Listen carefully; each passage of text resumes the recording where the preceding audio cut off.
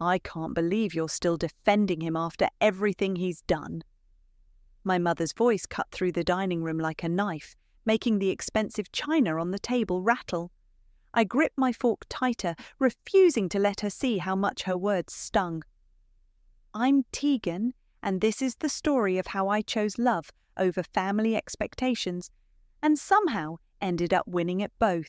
Mum, Flynn's business setback wasn't his fault. The market crashed and... I started, but Claire's snort from across the table cut me off. A setback? Is that what we're calling 300,000 in debt now? My sister twirled her wineglass, her perfectly manicured nails tapping against the crystal. God, Tegan, you used to be the smart one. I pushed my untouched roast beef around the plate, wondering for the 100th time why I'd agreed to another Friday night family dinner. The chandelier light caught my wedding ring, and I remembered exactly why. Because Flynn had insisted I shouldn't lose my family over his problems. I made my choice, I said firmly. I'm using my inheritance to clear Flynn's debt, and we're starting fresh. Dad cleared his throat. Honey, that money was meant for your future, your mother and I. This is my future, Dad. Flynn and I have a plan. Oh, like his last brilliant plan. Mum's laugh was bitter. The one that left him bankrupt? The worst part was I could see Aunt Annalise, usually my strongest ally, biting her lip uncertainly. Even she thought I was making a mistake. Flynn's meeting with investors next week, I said, straightening my spine. He's got a new concept that... Of course he does. Claire rolled her eyes. There's always another get-rich-quick scheme with Flynn, isn't there? I stood up abruptly, my chair scraping against the hardwood floor. I need some air. Nobody tried to stop me as I headed for the back porch. The summer evening was warm, but I shivered anyway. Through the kitchen window, I could hear their voices, probably not realizing how well sound carried out here. She's throwing her life away, Claire's voice drifted out. Imagine marrying a failure and then doubling down on it. I pressed my hands against the porch railing until my knuckles turned white. They didn't know Flynn like I did. They hadn't seen him working until 3 a.m., hadn't witnessed his brilliant mind at work, hadn't felt the depth of his determination to make things right. The screen door creaked, and Aunt Annalise stepped out. They mean well, you know. Do they? I turned to face her, because it feels like they're enjoying this. She sighed, moving to stand beside me. Your mother's scared. She watched her own mother lose everything to a man with big dreams and empty pockets. Flynn isn't like that. I pulled out my phone, showing her the business plan we'd spent months perfecting. Look at these projections, the market research. This isn't some pipe dream, Annalise. She studied the screen, her expression softening. You really believe in him, don't you? With everything I have. I took my phone back, clutching it like a lifeline. And I'm not just blindly following him. I've been part of every decision, every strategy session. This is our plan, not just his. The door opened again, and Mum stepped out. Dinner's getting cold. I think I'm done for tonight, I said, gathering my purse from the porch swing. Flynn's waiting at home. Of course he is, Mum muttered, probably planning how to spend the rest of your inheritance. Something in me snapped. You know what, Mum? 10 years from now, when Flynn and I have built something amazing, I want you to remember this moment. Remember how you all sat here and judged us, wrote us off, treated us like we were crazy. Tegan, Annalise started, but I was already heading for my car. As I pulled out of the driveway, my phone buzzed with a text from Flynn. How'd it go? I could picture him in our small home office, surrounded by business plans and market research. Probably hadn't even eaten dinner yet. Despite everything, a smile tugged at my lips. About as well as expected, I typed back. But it doesn't matter. Are you still up for that meeting with Bruce tomorrow? Already prepped the presentation. We're going to knock their socks off.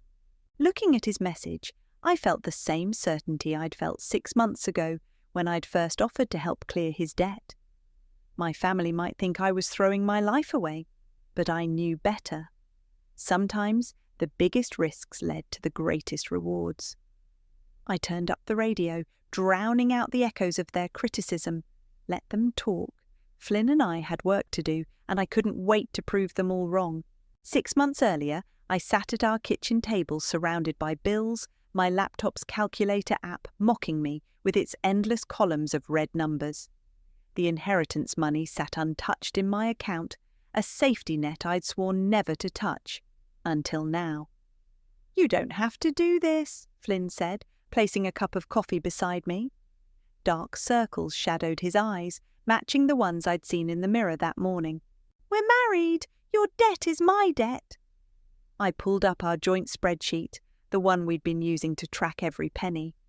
"If we're smart about this, we can clear everything and still have enough seed money for the business."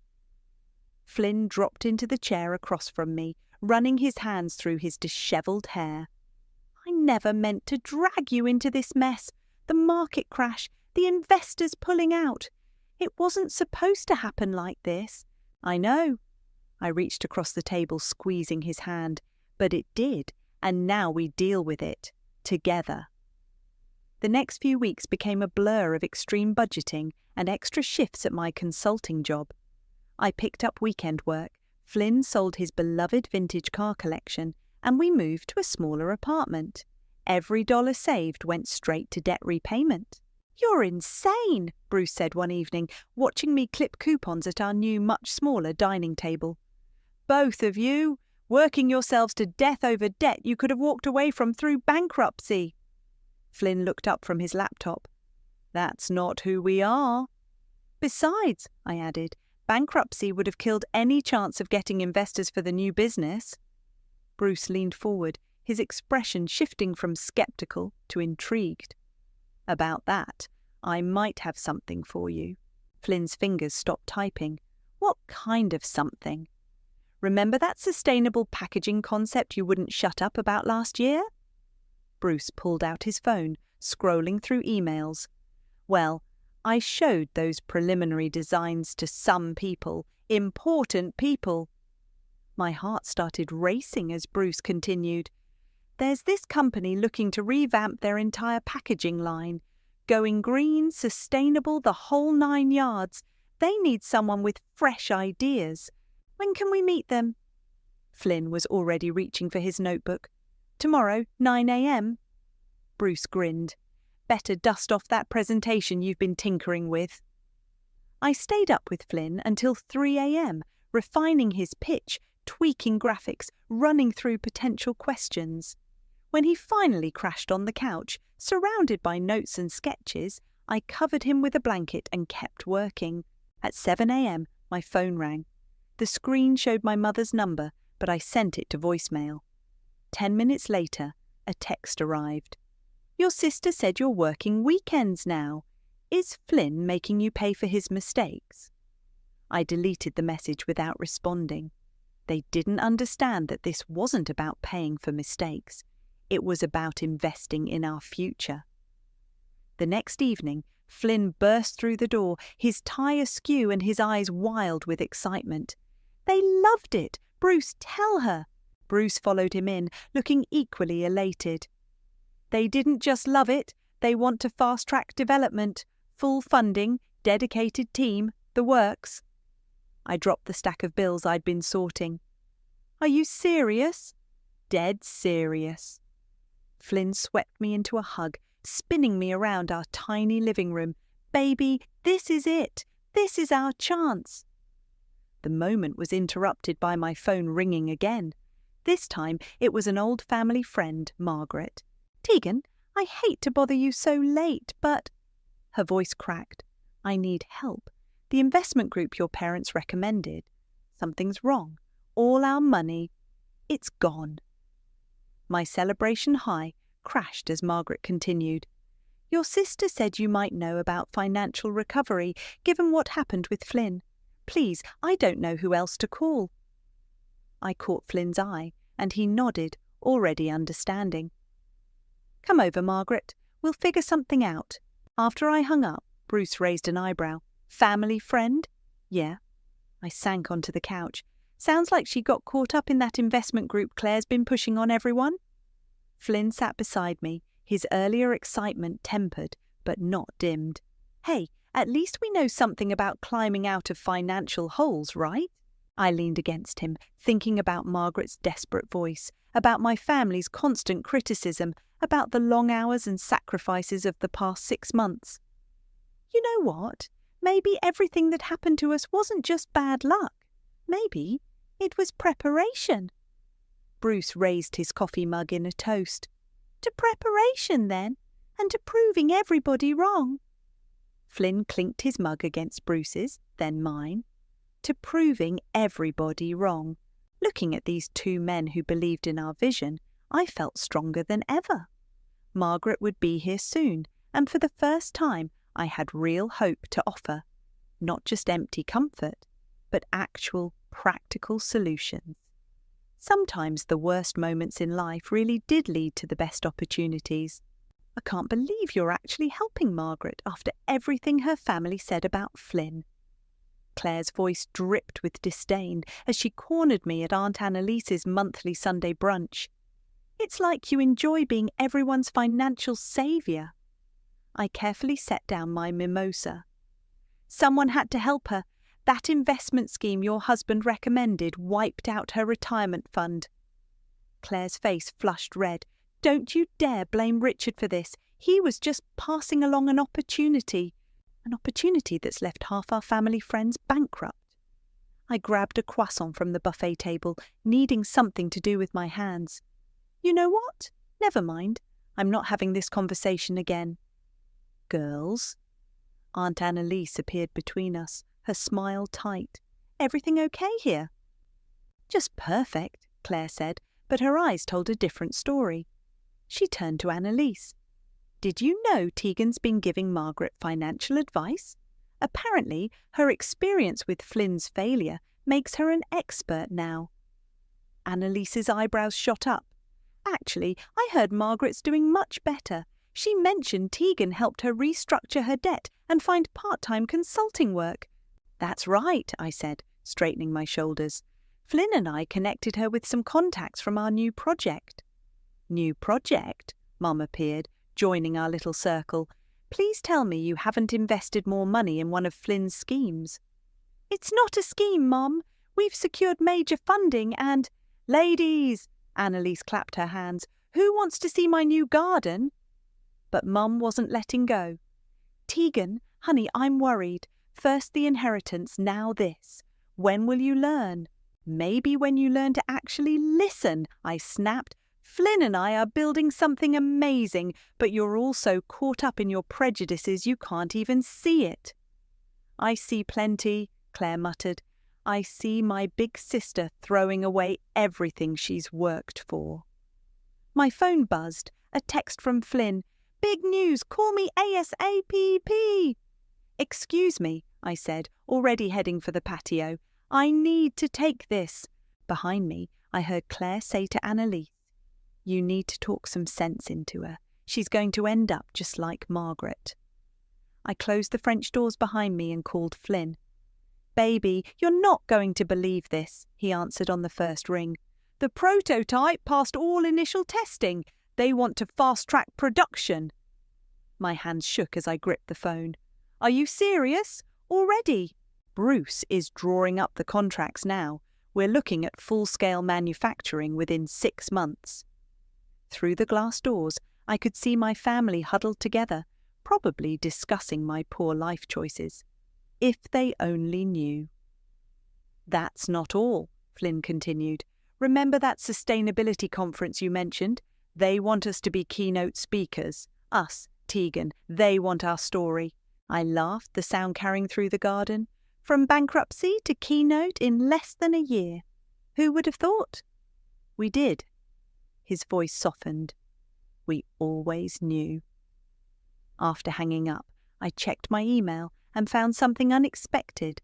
A message from a major business magazine wanting to feature our company's rapid rise and innovative approach to sustainable packaging. The French doors opened and Annalise stepped out. "Everything okay? You look different." "Everything's perfect." I showed her the email. "Still think I made a mistake standing by Flynn?" She read it twice, her eyes widening. "Tegan, this is... wow. Does your mother know?" "What do you think?" Annalise glanced back through the doors. "Maybe it's time to tell them, really tell them." "Not yet." I tucked my phone away. Let them stew a little longer. They were so quick to judge us, so certain we'd fail. Let them keep thinking that for now. "That's a bit petty, don't you think?" "Maybe," I smiled, "but after months of their criticism and Claire's snide comments, I think I've earned a little pettiness." Annalise laughed softly. "You know they're in there right now, planning some kind of intervention. Claire's convinced you're heading for disaster." "Let them plan." I straightened my jacket. "While they're busy worrying about my choices, Flynn and I are building an empire." "An empire built on spite?" Annalise raised an eyebrow. "No," I said, watching a group of butterflies dance through Annalise's prized roses. "An empire built on belief. In ourselves, in each other, in our vision. The spite is just a bonus." My phone buzzed again. Another email, this time from Margaret. She'd landed a full-time position using the skills we'd helped her develop. "Coming back inside?" Annalise asked. I nodded, squaring my shoulders. "Time to face the firing squad." "And what will you tell them?" "Nothing yet." I smiled, thinking of Flynn's news, the magazine feature, the conference. Sometimes the best revenge is letting people underestimate you while you quietly prove them wrong. We walked back inside, where my family waited with their concerns and judgments. Little did they know, their worst fears about my future were already becoming my greatest triumphs. "We need more space," Bruce announced, surveying our crowded office, where boxes of prototype packaging samples competed with stacks of contracts and employee applications. "This isn't cutting it anymore." Flynn looked up from his laptop, grinning. "Already on it. Remember that empty warehouse space on Madison Avenue?" "The one with the exposed brick and huge windows?" I asked, shuffling through resumes. "Wasn't that way out of our budget?" 3 months ago, yes." Flynn spun his screen around, showing us the lease agreement. "Now we can afford the entire top floor." Bruce whistled. "Look at us, moving up in the world." "Speaking of moving up," I said, pulling out a particular resume, "I think I found our new head of operations." "The one from the multinational?" Bruce peered over my shoulder. "Better, Margaret." Flynn's eyebrows shot up. "Your family friend, Margaret. She's got 20 years of operations experience, knows our story inside and out, and she's already proved she can rebuild from nothing." I handed them her resume. "Plus, she's been crushing it at that consulting position we connected her with." "I like it," Bruce said, scanning her qualifications. "When can she start?" A knock at the door interrupted us. Our newest intern, Sarah, poked her head in. "Mr. Flynn, the investors are here early." Flynn jumped up, straightening his tie. "Show them to the conference room. We'll be right there." As we gathered our presentation materials, I couldn't help but marvel at how different things felt from just a few months ago. Our small team had grown to 15 people, with more joining every week. The prototype had evolved into a full product line, and major retailers were already placing orders. The meeting went better than we could have hoped. By the end, we'd secured another round of funding and 3 new contracts. As the investors left, one turned back to shake my hand. "Mrs. Summers, your team's growth trajectory is remarkable. You should be very proud." I caught Flynn's eye across the room, sharing a private smile. If only my family could see this moment. Later that afternoon, I decided to surprise Claire with a visit. She'd been oddly quiet lately, not even showing up to the last family dinner. When I pulled up to her house, I noticed the for sale sign in the yard. Claire opened the door, her usual perfect appearance slightly dishevelled. "Tegan, what are you doing here?" "Thought I'd check in. You've been missing family events." She hesitated before letting me in. The house was half-packed, boxes everywhere. "Richard and I are downsizing." "Downsizing?" I took in the designer furniture tagged for sale. "Or selling everything? Don't." Her voice cracked. "Just don't." "Claire, what happened?" She sank onto a box marked kitchen. The investment group. It wasn't just Margaret who lost everything. We put everything we had into it. Richard's business, our savings, even took out a second mortgage. My stomach dropped. "Does Mum know?" "No one knows. Well, except you now." She laughed bitterly. "Ironic, isn't it? I spent months judging you for standing by Flynn, and now look at me." I sat beside her on the box. "Why didn't you come to me?" "Are you kidding? After everything I said about you and Flynn?" She wiped her eyes. "I couldn't face you." "Claire, I saw your company in the Business Journal," she interrupted. "The feature about innovative startups changing the packaging industry.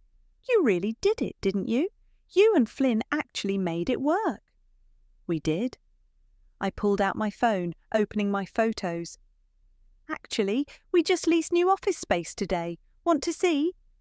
She nodded, and I showed her pictures of the warehouse, our growing team, the product line. With each swipe, her eyes grew wider. "Tegan, this is incredible." "It is." I put my phone away. "And you know what?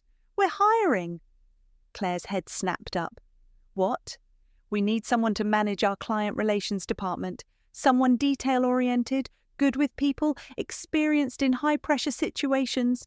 "You can't be serious." "Why not? You've got the skills, and despite everything, you're still my sister." She stared at me for a long moment. "Why would you help me after how I treated you?" "Because sometimes people deserve a second chance." I stood up, brushing off my skirt. "Think about it. The position starts next month, and it comes with a relocation allowance." As I headed for the door, Claire called out, "Tegan, I'm sorry for everything." "I know," I turned back. "Email me your resume by Friday if you're interested." Driving home, I called Flynn. "Remember how you said we needed someone to handle client relations?" "Yeah, I think I found the perfect candidate." I smiled, thinking of Claire's face when she saw our success. Though fair warning, family dinners might get a lot more interesting. "Your father and I need to talk to you." Mum's voice on the phone sounded different, smaller somehow. "Can you come over tonight?" I glanced at my calendar, already packed with meetings. "Mum, I've got a busy day. Can it wait until—" "Please, Tegan." The tremor in her voice made me pause. "It's important." 2 hours later, I pulled into my parents' driveway. The house looked the same as always, pristine lawn, perfect flower beds, but something felt off. Dad's golf clubs were missing from their usual spot by the garage. Mum opened the door before I could knock. Her eyes were red-rimmed, her usually immaculate makeup smudged. "Where's Dad?" I asked, following her into the living room. "Here." His voice came from his favourite armchair, but he didn't stand up. He looked older somehow, defeated. A stack of papers sat on the coffee table in front of him. "What's going on?" Mum perched on the edge of the sofa. "We've made some mistakes." Dad picked up the papers, his hands shaking slightly. "Remember that investment group Claire and Richard were involved with?" My stomach clenched. "Please tell me you didn't." "We thought we were being smart," Mum said, her voice breaking. "The returns seemed guaranteed. We put in everything, our retirement, the house equity, the country club membership," Dad added quietly. "My partner shares in the law firm." I sank into a chair. "How much?" "All of it." Mum started crying. "We're going to lose the house, Tegan. Everything we worked for gone." The irony wasn't lost on me. Less than a year ago, They'd sat in this same room telling me I was throwing my life away by standing by Flynn. "Have you talked to a lawyer?" I asked. Dad laughed bitterly. "I am a lawyer, and yes, we've explored every option. The money's gone. The investment group was a fraud." "Claire mentioned Richard was involved in running it," I said carefully. "Richard's facing criminal charges," Mom whispered. "He and his partners. They knew it was a Ponzi scheme." My phone buzzed. A text from Flynn. "Meeting went great. Signed 3 new major retailers, coming home with champagne." I turned my phone face down. "Why didn't you come to me sooner?" "Pride," Dad admitted. "After how we treated you and Flynn, we were ashamed." Mom reached for my hand. "We were wrong about him, about you, the way you've turned things around, built this amazing company." "While we lost everything," Dad finished. I stood up, walking to the window. Outside, a for sale sign was already planted in their perfectly manicured lawn, just like Claire's.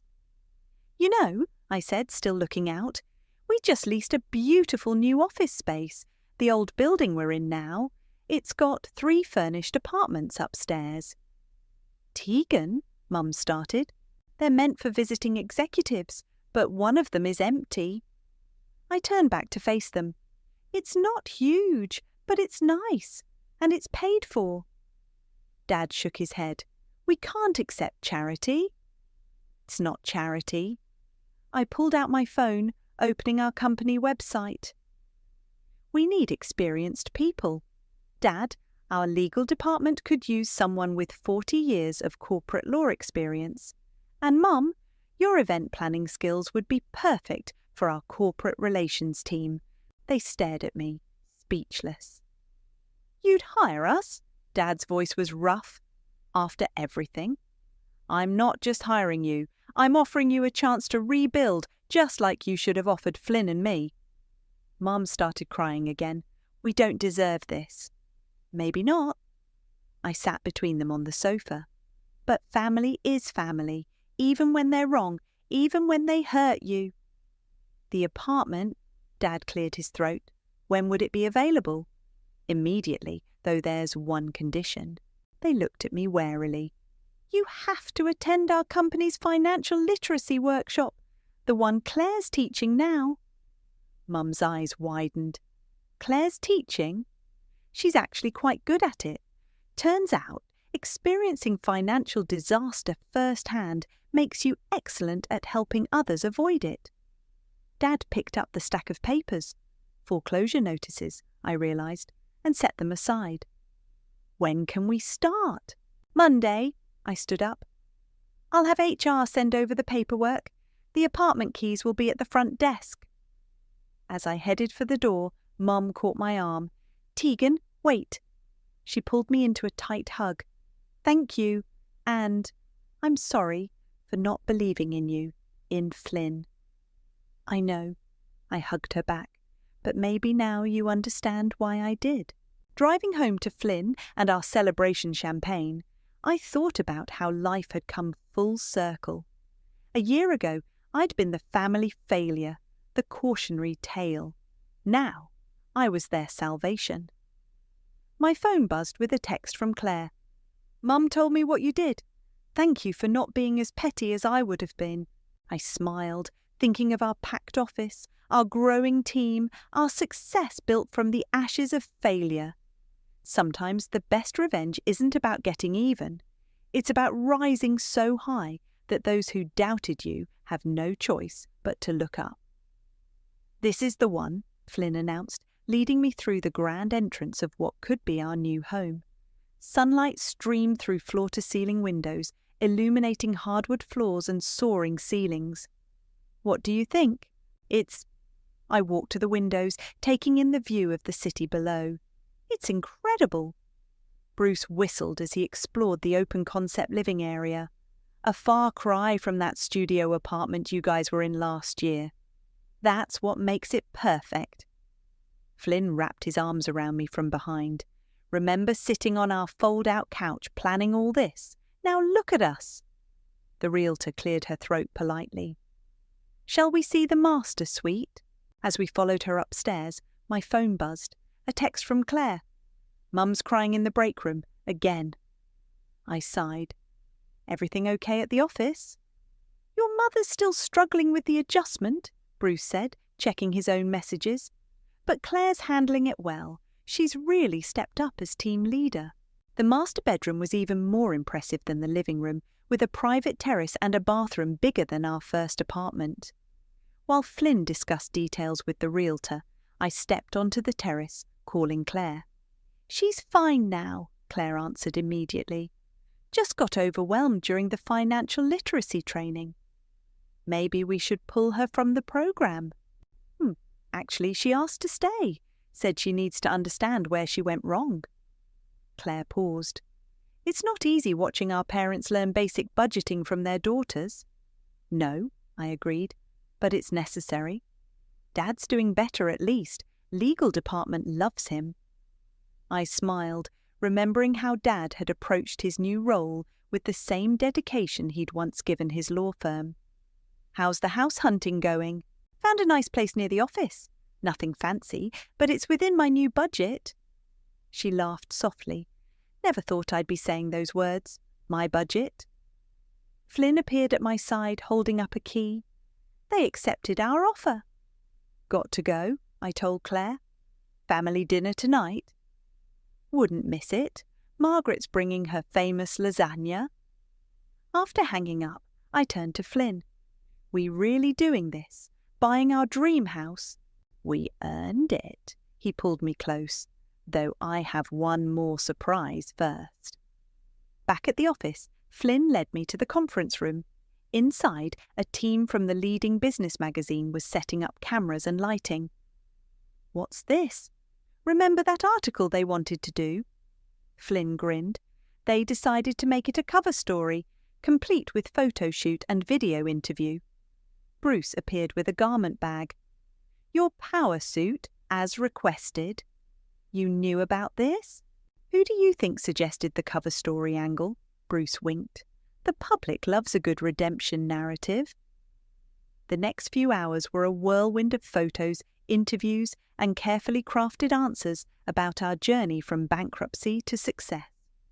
The journalist seemed particularly interested in the family aspect. So, you've actually hired the same family members who doubted you? She asked. We believe in second chances, I replied, thinking of Mum's tears, Dad's determination, Claire's transformation. Success means nothing if you can't lift others up along the way. Even those who hurt you? Especially those who hurt you? I smiled. The best revenge is success, but the best success is being able to help others succeed too. After the interview, I found Flynn in his office, drafting a speech for next week's sustainability conference. Need help? I asked, perching on his desk. Always. He showed me his notes. I'm trying to find the right way to tell our story, the real story, not just the business side. I read what he'd written so far. A year ago, we lost everything except our belief in each other. Today, we're not just building a company. We're rebuilding families, relationships, and trust. It's perfect, I said, just like this day. My phone buzzed again, a message from Aunt Annalise. Saw the camera crew, finally ready to show the world what I knew all along. You know what's funny? I showed Flynn the message. A year ago, we were so focused on proving everyone wrong. Now we're more interested in proving them right, showing them they can succeed too. Speaking of success, Bruce poked his head in, wait until you see tomorrow's numbers. That new retail contract is going to blow your minds. Flynn saved his speech draft. Should we tell him about the house? Tell me what? We got it, I said. The dream house is ours. Bruce raised an imaginary glass. To the new house? To second chances, Flynn added. I thought about our journey, from desperate nights counting pennies to buying our dream home, from family scorn to family healing. To believing in each other, I said, even when no one else did. Looking at these two men who'd been there through it all, I felt a profound sense of rightness. We weren't just building a business empire. We were creating a legacy of redemption, one second chance at a time. Ready for this? Flynn squeezed my hand as we stood backstage at the annual family business gala. Through the curtain, I could see our entire team seated at the front tables, Claire looking professional in her new suit, Mum and Dad sitting nervously together, Margaret beaming with pride. Born ready? I adjusted my microphone, though I still can't believe they chose us for the keynote. Believe it? Bruce appeared, tablet in hand. Stock price is up 15% just on the announcement that you're speaking. The event coordinator signalled it was time. Flynn kissed my cheek and whispered, "Show them what we're made of." I walked onto the stage, the spotlight warm on my face. Hundreds of faces looked back at me, including several who'd turned down Flynn's business proposals just a year ago. Most success stories, I began, start with a moment of triumph. This one starts with a failure, a spectacular $300,000 failure. The room fell silent. 1 year ago, my husband and I lost everything: our savings, our reputation, our standing in the community. I caught Mum's eye in the audience. Even our family's respect. Dad shifted uncomfortably in his seat. But we had something more valuable than money or reputation. We had belief in each other, in our vision, and in the power of second chances. I clicked to the first slide, a photo of our old studio apartment, covered in spreadsheets and business plans. This was our war room, where we planned our comeback, one budget calculation at a time. Next slide, our first prototype. And this was our hope, a sustainable packaging solution that could revolutionize an industry. The presentation continued, showing our journey from bankruptcy to breakthrough. With each slide, I could see the audience becoming more engaged, more invested in our story. But success isn't just about proving doubters wrong, I said, clicking to a photo of our current team. It's about proving believers right, about creating opportunities for others to rise with you. Claire wiped a tear from her eye as I continued. Today, our company doesn't just produce innovative packaging solutions. We produce second chances. Every employee in this photo has a comeback story, including my own family. I gestured to our front tables. My sister, who lost everything in an investment scheme, now leads our client relations department and teaches financial literacy. Claire stood, receiving warm applause. My father, who had to start over after 40 years as a law firm partner, now heads our legal team. Dad stood, standing taller than I'd seen him in months. My mother, I paused as Mom dabbed her eyes, who thought I was throwing my life away by standing by my husband, now runs our corporate events with the same precision and grace she once used to judge our choices. The audience laughed warmly as Mum stood, blushing. And Margaret, our head of operations, who turned her own financial disaster into a blueprint for helping others rebuild. Margaret stood to enthusiastic applause. Flynn joined me on stage as I concluded. 1 year ago, we were the cautionary tale at family dinners. Today, we're proof that rock bottom can be the foundation for something extraordinary. Bruce appeared on my other side, bringing up our latest quarterly results on the screen. The audience gasped at the numbers. But more important than these figures, Flynn took over, is what we've built beyond the balance sheet. A culture of redemption, a family of second chances, a legacy of lifting others as we climb. The standing ovation lasted 5 minutes. At the reception afterward, Claire pulled me aside. That speech, you could have destroyed us all, exposed our mistakes to everyone.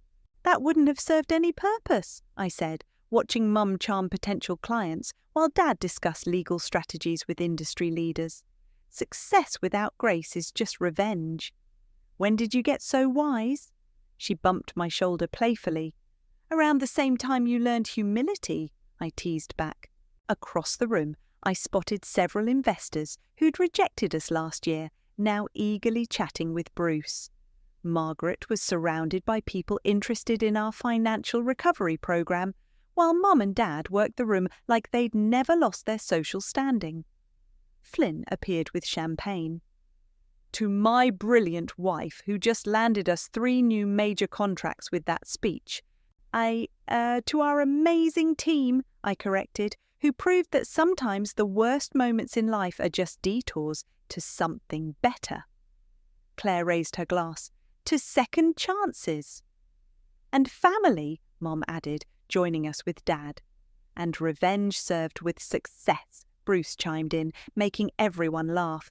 Looking around at my family, both blood and chosen, I felt a profound sense of completion. We'd come full circle, from shame to triumph, from rejection to redemption. But more importantly, we'd done it together, proving that the best success stories aren't about getting even, but about lifting everyone higher. As the evening wound down, Flynn whispered, "Ready to go home? To our new house?" I smiled, thinking of the journey ahead. Home is wherever we're building something together.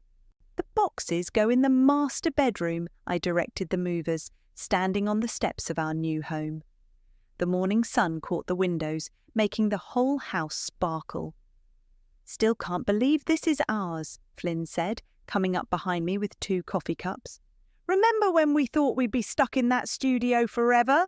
A familiar car pulled into the driveway, Dad's new sedan, much more modest than his old luxury vehicle. He and Mum stepped out, carrying what looked suspiciously like home-cooked breakfast. "We thought you might need sustenance for moving day," Mum called out, holding up a basket of still-warm muffins. "And muscle," Dad added, rolling up his sleeves. "Where do you want me?" Before I could answer, Claire's SUV parked behind them. She emerged with Margaret and Bruce, all carrying boxes labelled kitchen. "Family moving party?" I asked, accepting a muffin from Mum. "More like family everything now," Claire laughed. "Get used to it." We spent the morning unpacking, sharing stories, and transforming the empty house into a home. Mum took charge of organising the kitchen, while Dad and Flynn assembled furniture. Claire and Margaret tackled the office setup, arguing good-naturedly about the best desk arrangement. "Hey, look what I found," Bruce called from the living room. He held up a framed magazine cover, our cover story, now hanging in offices and homes across the country. "That goes in the study," Flynn said, "along with this." He pulled out another frame, our first business plan, coffee-stained and worn around the edges. "Keep those together," Mum suggested, "the before and after, the dream and the reality." "Speaking of reality," Claire said, "the new financial literacy program launches next week. We've got 30 people signed up already." 32, Margaret corrected. 2 more joined this morning, former executives who lost everything in bad investments. They heard about our story and wanted to learn how to rebuild. Dad paused in his furniture assembly. "You know, I used to think losing everything was the worst thing that could happen to a person. Now I realise it can be the best, if you let it teach you something." "Like humility?" Mum offered, smiling softly. "Like family," I added. The doorbell rang, lunch delivery for the moving crew. As everyone gathered in the kitchen, I took a moment to stand on the back terrace, looking out over the city. From here, I could see our office building, its windows gleaming in the distance. Flynn joined me, wrapping an arm around my waist. "Penny, for your thoughts?" "Just thinking about how different everything is, not just the house or the company, but us, all of us." Inside, I could hear Mum laughing at one of Bruce's jokes, Claire discussing business strategy with Dad, Margaret sharing recipes with the moving crew. "Remember when they wouldn't even say my name?" Flynn mused.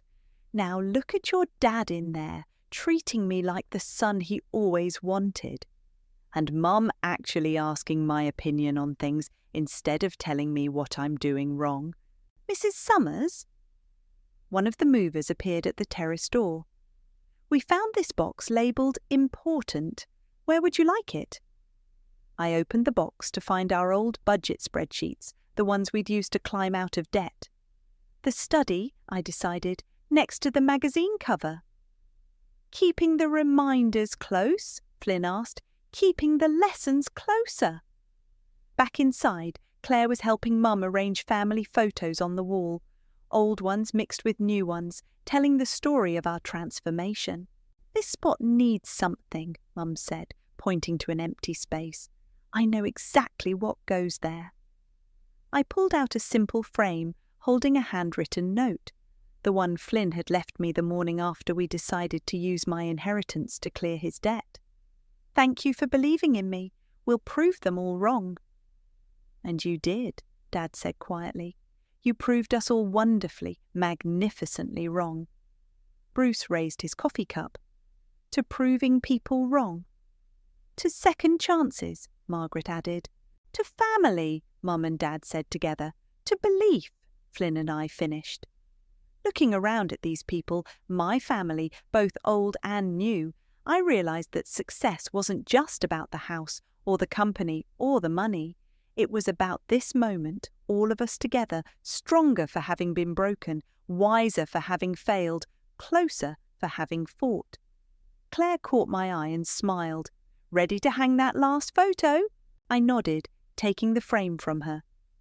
As I placed it on the wall, completing our family story, I felt Flynn's hand slip into mine.